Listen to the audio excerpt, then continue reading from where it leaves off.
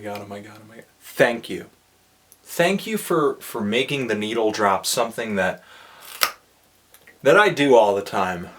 Because it's fun. The needle drop is where we blah blah blah about la la la. I'm Anthony Fantano, the internet's busiest music nerd on theneedledrop.com if you're not already there. Some people were asking me to review that new Arctic Monkeys single. I did in an audio podcast. It's linked down below the video right here in the YouTube description box.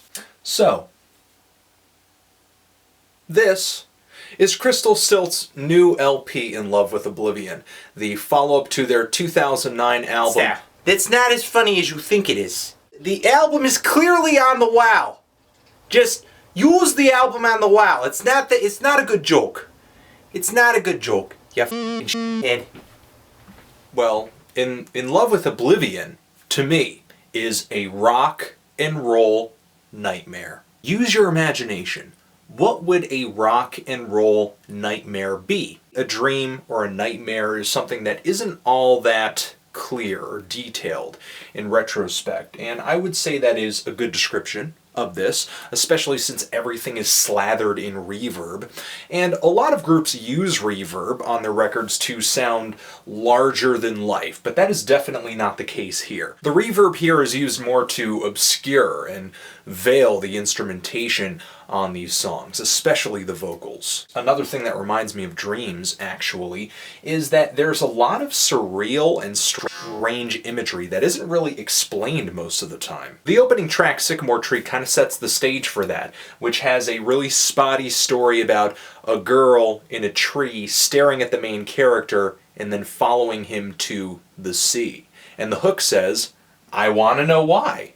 And I want to know why too! But this LP doesn't really seem to have an explanation for a lot of the whys in these songs. Like, why are you falling through the floor? Why are you going into a sarcophagus? Why are you flying into the sun? All of these weird things could only happen in a dream state, or a very drug-induced haze. The style of music played on this LP, to me, is a combination of psychedelic rock, garage rock, and shoegaze music as well. The Stilts get a lot of comparisons to the Jesus and Mary chain, and almost to a fault, because I've seen a lot of people just react to this with a knee-jerk and say, "Rip off!" You're going to need a lot more than Brad Hargett's deep vocals and a little bit of a wall of sound technique for me to compare you to the Jesus and Mary chain. The guitars and the drums don't even sound the same. To me, this LP calls out a lot more to psychobilly bands like the Cramps, especially recordings like Rockin' and Reelin' in Auckland, New Zealand, one of my favorite live LPs of all time. Really interruptive vocal reverb on that thing, and a nice guitar twang that shows up on this LP as well. But Crystal Stilts are nowhere near as riled up as the Cramps. Their songwriting is a lot more slick, and depends more on melody than eccentrics. All the rudimentary drum and guitar work combined with just the key mashing, piano, and organ playing really reminds me of the Velvet Underground's messier tracks from Peel Slowly, or especially White Light, White Heat. A lot of tracks here to me kind of feel like snapped off bits of Sister Ray reaching different levels of chaos in the verses and choruses. But there's a retro feel that I'm getting from this LP too, outside of the Velvet Underground. Something that references just psychedelic rock in general, like the Jefferson Airplane. And what I love about Crystal Stilts is that they embody all of these ideas without simply walking down the path of just one of them. The track Through the Floor on this thing is a freaking hit, with the buzzing organ, the boogie-woogie piano, the rock and roll guitar just swaying back and forth. It kind of reminds me of a zombie-themed sock hop. And the track Half a Moon, though I like it, it kind of displays a fault with this LP.